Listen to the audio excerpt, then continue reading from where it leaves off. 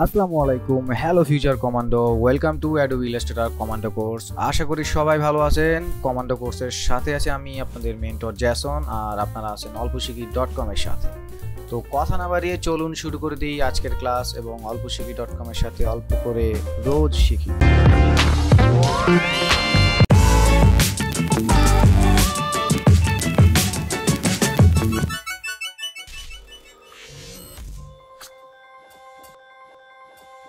Welcome back. আজকের পর্বে আমরা মূলত সিলেকশন টুল নিয়ে কথা বলবো। সিলেকশন টুলস দিয়ে যতগুলো কাজ সম্ভব, সিলেকশন টুলস দিয়ে যেই সকল পদ্ধতিতে কাজ হয়ে থাকে সবগুলোই আজকের পর্বে আমরা দেখার চেষ্টা করব।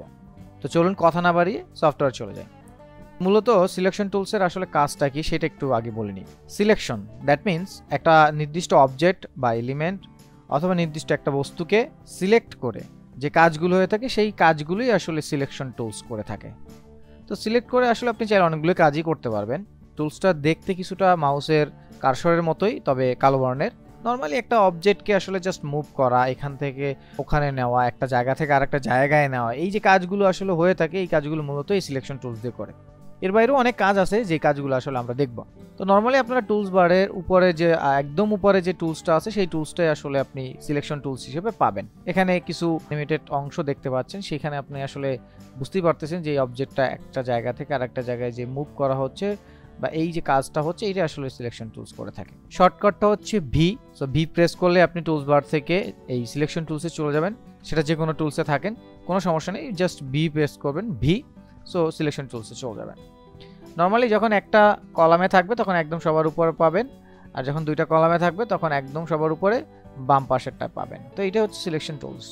তো এটা নেওয়ার পরে আপনি যখন কোনো অবজেক্টকে সিলেক্ট করবেন তো ওই অবজেক্টের উপর জাস্ট মাউসের লেফট ক্লিক করবেন। তো লেফট ক্লিক করার সাথে সাথে দেখবেন অবজেক্টটা একটা বাউন্ডারি শো করাচ্ছে। তো এই যে বাউন্ডারি যেটা আছে এটা আসলে আপনার যখন শো করবে তখন আপনি বুঝতে পারবেন যে আপনার ওই অবজেক্টটা সিলেক্ট আছে, বা শেপটা বা যে কোনো কিছুই এরকম বাউন্ডারি থাকলে বুঝতে পারবেন যে সিলেক্টেড অবস্থায় আছে।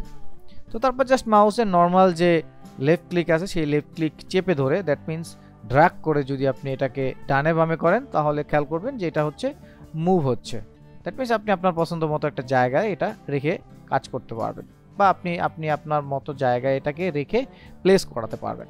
তো এটা নর্মালি হচ্ছে এই সিলেকশন টুলসের কাজ। এখানে আহামরি তেমন কিছু কাজ নেই, তবে আসলে সিলেকশন টুলস ছাড়া অনেক কাজই আপনার করা সম্ভব হবে না।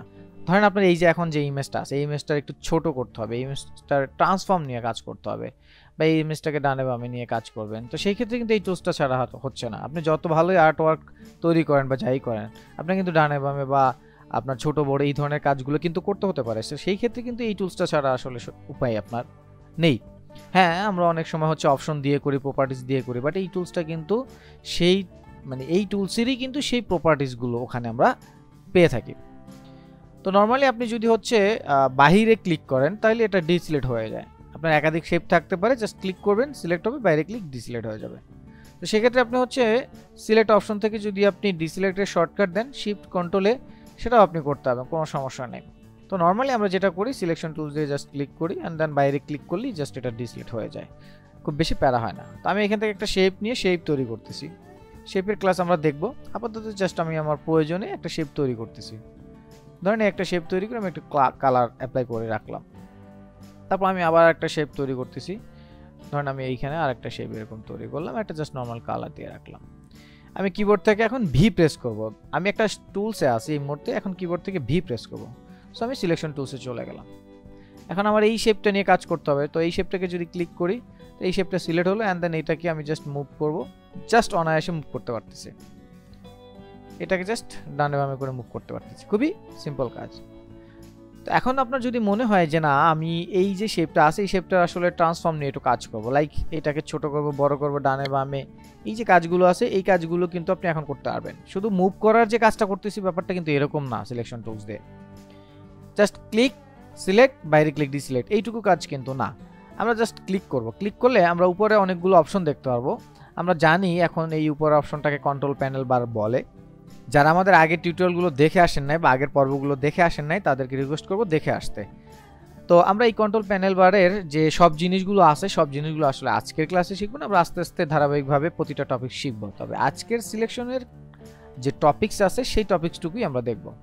তো মূলত আপনি যদি শেপের এই পাশটায় যদি লক্ষ্য করেন, যেমন কন্ট্রোল প্যানেল বারে এখানে দেখেন উপরে শেপ লেখা আছে, সো শেপের এই পাশে যদি আপনি লক্ষ্য করেন এখানে একটা মান দেওয়া আছে। এই মুহূর্তে আমার যে শেপটা আছে সেই শেপটার নাম দেখাচ্ছে আর এখানে উইথ লেখা আছে। আপনি যদি এইখানেও হচ্ছে মাউসটা রাখেন তাহলে দেখতে পারবেন উইথ, আর তার পাশে যেটা আছে এটা হচ্ছে হাইট। তো এই ক্ষেত্রে আপনি যদি এইখানে মাউসটা রেখে আপনি যদি একটা মান দিয়ে দেন, যেমন এখন আমি জাস্ট এটাকে জাস্ট সিলেক্ট করে আমি যদি মান দিয়ে দিই, যেমন 200 দিয়ে দিই, সাপোজ 200 লিখে দিলাম, এন্টার করে দিলাম। সো তাহলে এটার আমার যে হাইটটা আছে সেটা 200 হয়ে গেল এবং এটার উইথটাও চেঞ্জ হয়েছে। তো এই হাইট আর উইথ একসাথে চেঞ্জ হওয়ার কারণটা হচ্ছে মাঝখানে এই যে আমার একটা কনস্ট্যান্ট প্রপোর্শন বলি, সে এই কনস্ট্যান্ট প্রপোর্শনটা জাস্ট অন করা বা ক্লিক করা আছে। তো আমি যদি এটাকে খুলে নেই, এখন আমি ধরেন এখানে আমি উইথের মানটা চেঞ্জ করবো, লাইক আমি উইথ দিলাম, যা আছে সেটা থেকে আমি ধরেন কমিয়ে দিচ্ছি, ধরেন 150 করে দিচ্ছি, এন্টার। সো তাহলে আমার উইথটা কমে গেল। তো এইভাবেও আমরা কমাতে বাড়াতে পারি। কনস্ট্যান্ট চেনটায় যদি আমি ক্লিক রাখি তাহলে এখন আমি যদি বাড়াই কমাই তাহলে এটা কিন্তু প্রপোর্শন মেনটেন করে এটা বাড়বে কমবে, ঠিক আছে নরমালি। তো সিম্পলি আমরা এটাকে জাস্ট এখান থেকে বাড়াতে কমাতে পারি। তো এই যে মান দিয়ে বাড়ানো কমানো যে ব্যাপারটা, এটা চাইলে কিন্তু আপনি সিলেকশন টুলসে থাকা অবস্থায় আপনি জাস্ট কিবোর্ড থেকে একটা শর্টকাট এবং মাউস দিয়ে ড্র্যাগ করে আপনি এই কাজটা করতে পারেন। তো কিবোর্ড থেকে শর্টকাট, দ্যাট মিনস আমি যদি এটা প্রপোর্শন মেনটেন করতে চাই, যেমন ধরেন আমার এটা এখন বৃত্ত আছে, সাপোজ আমরা ধরলাম এটা রেশিও, ধরেন আমরা এটাকে 300 করে নেই, তাহলে আমরা 1:1 রেশিও পাবো। 300 করে নিয়েছি, সো 300 করে নিলাম। এখন আমার 1:1 রেশিও আছে, আমি প্রপোর্শনটা অন করেই নিলাম। তো এখন আমি যদি এটাকে এভাবে টানাটানি করি তাহলে পরে কিন্তু আমার হচ্ছে রেশিও ঠিক থাকতেছে না। তো আমরা ড্র্যাগ করে এভাবে আমরা ছোট বড় করতে পারি আমাদের মন মতো করে, ঠিক আছে ওকে। সো আমরা যদি কিবোর্ড থেকে শুধু শিফট ধরি, কিবোর্ড থেকে যদি শুধু শিফট ধরে এই যে ড্র্যাগ করতেছি, যখন মাউসটা কিন্তু ছাড়বো না, যখন ড্র্যাগ করতেছি তখন কিন্তু একটু খেয়াল করলে দেখবেন আমি এই কর্নার থেকে ড্র্যাগ করতেছি আর এই কর্নারটা কিন্তু সে ঠিক রেখে ছোট আর বড় করার কাজটা করে দিচ্ছে। তো শিফট ধরলে আমরা যেটা করতে পারি সেটা হচ্ছে এক কর্নারকে ঠিক রেখে এটা বড় ছোট করতে পারি সিলেকশন টুলসে থাকা অবস্থায়, ওকে। তো শিফটের সাথে এবার যদি আমি অল্টার ধরি, শিফট আর অল্টার, তো শিফট আর অল্টার যদি চেপে ধরি সেই ক্ষেত্রে আমরা যে কোনো একটা পয়েন্ট থেকে ড্র্যাগ করি, কোনো সমস্যা নাই। এবার আমরা আমাদের সেন্টারটাকে ঠিক রেখে এটাকে ছোট আর বড় করতে পারবো, মানে ট্রান্সফর্ম চেঞ্জ করতে পারবো। তো খুবই ইজি। আমরা যদি এইভাবে বড় ছোট করি তাহলে আপনি খেয়াল করবেন এখানে কিন্তু আমাদের মানটা চেঞ্জ হচ্ছে। তো সেক্ষেত্রে কিন্তু আমরা ওই যে আমরা প্রপার্টিসে যাচ্ছি সেই কাজটা কিন্তু সিলেকশন টুলসে থাকা অবস্থায় আমরা কিন্তু করতে পারতেছি। সো ব্যাপারটা কিন্তু খুবই ইজি। ধরেন আপনি আপনার একটা কাজ করতেছেন, সেক্ষেত্রে মুভ করা কাজ বা এখান থেকে ড্র্যাগ করে আরেকটা জায়গায় নিচ্ছেন, এই কাজগুলো করতেছেন, সেই ফাঁকে আবার গিয়ে এখানে আপনি মান চেঞ্জ করবেন, ব্যাপারটা অন্যরকম না। তো সেই ক্ষেত্রে যদি আপনি চান না আমি হচ্ছে সিলেকশন টুলসে থাকা অবস্থায় এগুলোকে হচ্ছে চেঞ্জ করে নেব, তো এটা খুবই ইজি হয়। আচ্ছা, এরপরে আরও একটা মজার জিনিস আছে। মজার জিনিস হচ্ছে আপনি যখন এটাকে সিলেক্ট করতেছেন, সিলেক্ট করে আপনি যদি চান এই যে সিলেকশন টুলস আছে এখানে ডাবল ক্লিক করতে, তো ডাবল ক্লিক করলে কিন্তু একটা প্রপার্টিস প্যানেল বা স্প্লাশ একটা স্ক্রিন ওপেন হয়ে যায়। এইখানে কিন্তু আপনি এই যে শেপটা যেটা আছে সেই শেপেরও কিন্তু আরও কিছু ডিটেলস পাবেন, যেমন এইখান থেকে আপনি এর পজিশন চেঞ্জ করতে পারবেন, ডিস্টেন্স চেঞ্জ করতে পারবেন, অ্যাঙ্গেল চেঞ্জ করতে পারবেন।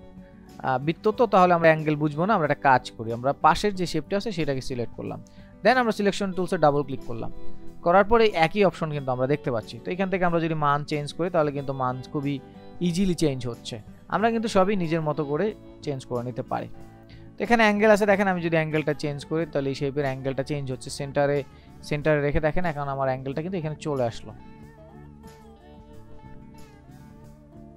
এই যে আমরা একদম 100% অ্যাঙ্গেলে চলে আসলাম। তো এখান থেকে যদি আমি এটাকে 0 করে দিই, সো দেখেন এখন কিন্তু আমার আগের অবস্থানে চলে গেল। আপনি কিন্তু এখান থেকেও দেখে দেখে কাজ করতে পারবেন, কোথায় কেমন কি হচ্ছে, ডিস্টেন্স কেমন কি হবে, সবই আপনি নিজের মতো করে নিতে পারবেন। তো এখানে প্রিভিউ নামে অপশনটা আছে, এই প্রিভিউ অপশনটাই যদি ক্লিক করে রাখেন সেক্ষেত্রে আপনার যে পরিবর্তন হচ্ছে সেটা দেখতে পাবেন। তো দ্যাটস ইট। তো আপনি যদি চান এটাকে রেখে কপিও করবেন সেক্ষেত্রে কপিও করতে পারবেন, জাস্ট এই অবস্থায় রেখে যদি কপিতে ক্লিক করেন তাহলে একটা কপি হয়ে যাবে আর আগেরটাও থাকবে। আর যদি চান যে এই অবস্থায় আমার যে এখন যে শেপটা আছে সেটা থাকবে তাহলে ওকে করে দেবেন। যেমন আমি যদি কপি দিই দেখেন আগেরটা ঠিক আগের জায়গায় আছে, এরপর আমরা নতুন আরেকটা শেপ দেখতে পাচ্ছি। তো আপনি কিন্তু হিসাব করেও আপনি এটাকে চেঞ্জ করতে পারবেন। তো এছাড়া আরেকটা মজার জিনিস আছে, সেটা হচ্ছে আমরা নর্মালি কপি আর হচ্ছে পেস্ট আমরা শুধু সিলেকশন টুলসে থাকা অবস্থায় করতে পারি। যেমন আমরা এই যে নর্মালি হচ্ছে মুভ করতেছি, ওকে ডান। সো এই মুভ করার সময় যদি অল্টার ধরে মুভ করি তাহলে পরে কিন্তু আমাদের এইটা কপি হচ্ছে, মুভ হচ্ছে। দ্যাট মিনস আমি জাস্ট নর্মালি এটাকে মুভ করবো, ওকে ডান। সো মাউস দিয়ে চেপে রাখা অবস্থায় এবার যদি কিবোর্ড থেকে অল্টার ধরি তাহলে দেখেন এটা কিন্তু ডুপ্লিকেট হয়ে যাচ্ছে। তা আমরা যদি চাই এভাবেও আমরা কপি করতে পারি। তো এরপরও বিভিন্ন রকম কপি পেস্ট আর অপশন আছে, সেগুলো আমরা নিয়ে আলোচনা পরে করব। এরপরও আরেকটা মজার ব্যাপার আছে এই সিলেকশন টুলসে থাকা অবস্থায়। ধরেন আপনার কাছে অনেকগুলো এরকম শেপ আছে, এখন সবগুলো শেপ আপনি হচ্ছে ধরেন কালার দিয়ে রাখলেন একটা, সাপোজ আমার এই 3টা শেপ আমি এখন এক কালার দেবো, সাপোজ এরকম হতে পারে। তো সেক্ষেত্রে দেখেন আমি এটাকে কালার দিলাম, এটাকে ধরবো, এটাকে ধরবো, অনেক রকমের ঝামেলা হতে পারে। এই ঝামেলা থেকে এড়াতে পারেন শুধু সিলেকশন টুলসের ব্যবহার দিয়ে। যেমন সিলেকশন টুলসটাকে সিলেক্ট করে আমরা যদি লক্ষ্য করি আমাদের উপরে একটা অপশন আছে, এখানে আমরা জাস্ট আরও অনেকগুলো অপশন পাবো, এগুলো আস্তে আস্তে আমরা শিখবো।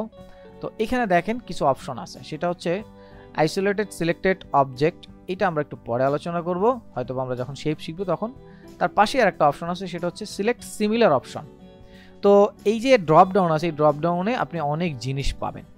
তো এগুলো নিয়ে আলোচনা আমরা একটু পরে করতেছি। আপাতত এখানে দেখেন জাস্ট আইকনটার উপরে আমরা জাস্ট মাউসটা কার্সর রাখলে এখানে দেখেন সিলেক্ট সিমিলার অবজেক্ট নামে একটা অপশন আছে, সিলেক্ট সিমিলার অবজেক্টস।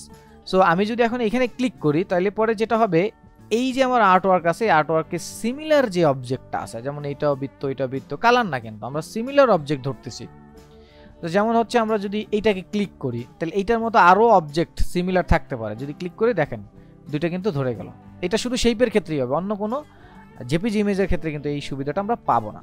তো আমি যদি অন্য কোনো শেপও তৈরি করি সেক্ষেত্রে কিন্তু অন্য শেপও সে ডিটেক্ট করে ফেলবে। প্রসেসটা হচ্ছে জাস্ট একটাই, মানে সিমিলার শেপ যেটা আপনি চান সে যে কোনো একটাই আপনি জাস্ট সিলেক্ট করবেন, জাস্ট ক্লিক করবেন, অ্যান্ড দেন এই যে অপশনটা আছে এই অপশনটায় জাস্ট সিলেক্ট সিমিলার অবজেক্ট, এই অপশনটায় ক্লিক করবেন, বাস আপনার যত সেম অবজেক্টগুলো আছে সেগুলো সব সিলেক্ট হয়ে যাবে। আমরা অনেক বড় বড় যখন কাজ করবো তখন কিন্তু এরকম ইন্ডিভিজুয়াল এই অবজেক্টগুলো ধরে আমরা সিলেক্ট করার ক্ষেত্রে আমাদের খুব প্যারা লাগে। এই অপশনটা ইউজ করলে কিন্তু আপনি খুব ইজিভাবে এই সবগুলো শেপ, সিমিলার শেপ একসাথে সিলেক্ট করতে পারেন। এখন এই অপশনটা এখানে যদি না পান সেক্ষেত্রে আপনি উইন্ডোতে গিয়ে কন্ট্রোল প্যানেল নামে অপশনটা যেটা আছে সেই প্যানেলটা আপনি অন করে নেবেন, সো অন হয়ে যাবে।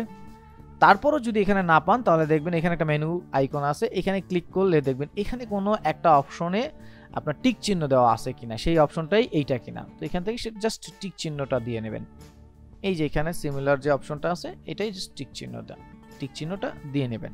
তো আমরা জাস্ট এখানে ড্রপডাউনে যদি ক্লিক করি, ড্রপডাউনে ক্লিক করে দেখেন এখানে অল আছে, সো আমি যদি অলে ক্লিক করি তাহলে মোটামুটি আমার এই যে সিমিলার যে শেপটা আছে কালার সহ, মানে ওর প্রপার্টিসের সাথে যা যা মিললো সেগুলো সিলেক্ট করে ফেললো। দেন এটাকে সিলেক্ট করলাম, অ্যান্ড দেন আবার যাই ফিল কালার, এখন যেখানে যেখানে এই শেপটার ফিল কালার আছে সেখানে সেখানে সিলেক্ট করলো।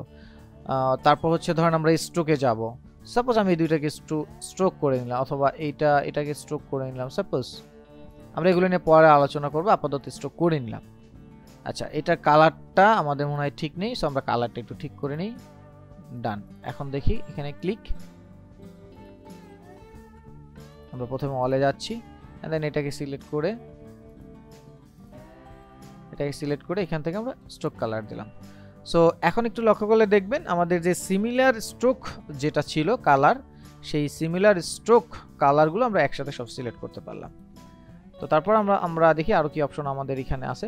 তো fill and stroke, so fill and stroke যেখানে সিমিলার পাবে সেইগুলো কিন্তু এখানে আপনার ডিটেক্ট করে ফেলবে।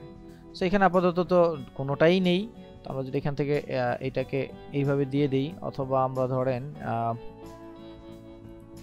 এই কালারটা দিয়ে দিলাম। সো এখন আমরা যদি এইটাকে ক্লিক করি, এটাকে আমরা এখান থেকে প্রথমে আবার অলে যাব, এরপরে এটাকে সিলেক্ট করে নিব, দেন এইখান থেকে ফিল অ্যান্ড স্ট্রোক।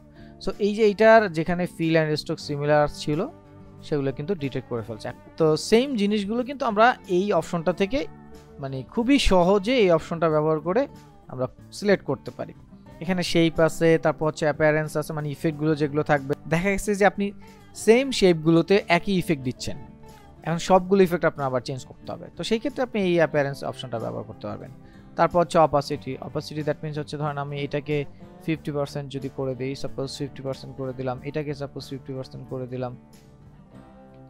তো এখন আমি এটাকে সিলেক্ট করে যদি এখান থেকে অপাসিটিতে ক্লিক করে দেখেন আমার সেম অপাসিটির যতগুলো হচ্ছে শেপ থাকবে ততগুলো শেপ কিন্তু আমরা সিলেক্ট করতে পারবো। সো সিলেকশন টুলসটা খুবই মামুলি টুলস, কিন্তু এর কাজগুলো যদি আপনি হচ্ছে ব্যবহার না করেন, এর কাজগুলোর সাথে আপনি পরিচিত না হন, তাহলে কিন্তু আপনি খুবই মামুলিই বলবেন। কিন্তু দেখেন আমরা কিন্তু মোটামুটি বেশ ভালো রকমের কাজ দেখার চেষ্টা করলাম। তো এখানে যেই অপশনটা দেখলাম, এই অপশনগুলো ব্যবহার করলে কিন্তু আমরা ঠিক বা আমাদের যে মামুলি বলাটা সেটা মনে হয় উচিত হবে না। তারপর হচ্ছে আরও অনেকগুলো কাজ দেখলাম, সেই কাজগুলো আসলে যদি আমরা বুঝতে পারি বা এই কাজগুলো যদি আমরা করতে পারি তাহলে এই টুলসটাকে একদমই মামুলি টুলস বলা যায় না। এই টুলসটা আসলে কোনো ইফেক্ট নাই, যার কারণে এ কোনো ইফেক্ট দেয় না। আমরা অন্যান্য টুলসে বিভিন্ন ধরনের ইফেক্ট পাই। সো এই টুলসগুলোর কাজ শেষে আমরা জাস্ট এই টুলসটা চলে আসি। নাহলে ধরেন আপনি কোনো শেপ তৈরি করবেন, শেপ টুলসে থাকবেন সচরাচর, তো এটা সবসময় শেপই তৈরি করে দেবে। বাট আপনার কাজ শেষ, আপনি সরাসরি কোথায় চলে যাবেন? সিলেকশন টুলসে চলে যাবেন। কোনো ঝামেলা নেই, জাস্ট নর্মাল মাউসের কার্সরের মতো থাকবে। তো আশা করি আপনারা সিলেকশন টুলসের ব্যবহার বুঝে গেছেন, বাসায় কাজ করা শুরু করে দিয়েছেন এবং আস্তে আস্তে কিন্তু আমরা সামনের দিকে চলে যাচ্ছি। নেক্সট ক্লাসে আমরা হয়তোবা শেপ তৈরি করা শিখে ফেলবো। তো প্র্যাকটিসে এখনই বসে যান। তো ফিউচার কমান্ডো আজকে এই পর্যন্ত শিখি। যারা শেষ পর্যন্ত ছিলেন তাদের কমান্ডো স্যালুট। দেখা হচ্ছে পরবর্তী ক্লাসে। ততক্ষণ পর্যন্ত ভালো থাকুন, সুস্থ থাকুন আর বেশি বেশি প্র্যাকটিস করুন। And don't forget to subscribe olposhikhi.com।